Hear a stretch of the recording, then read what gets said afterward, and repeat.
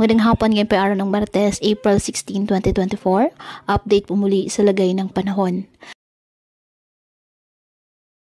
Ayon sa Pag-asa, isang low pressure area ngayon ang minomonitor sa labas ng ating Philippine Area of Responsibility at ang trough extension nito ay nakakaapekto sa southeastern section ng Mindanao. Ridge of high pressure area naman ang nakakaapekto sa eastern section ng northern at central Luzon.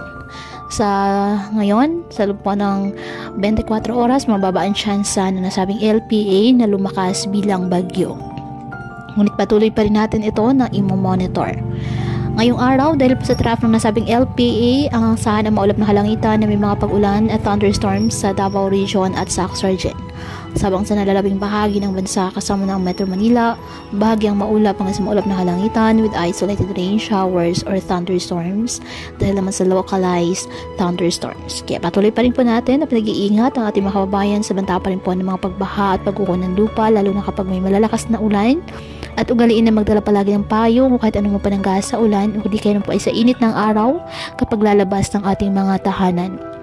At yan po muna ang update sa lagay ng panahon ngayong araw.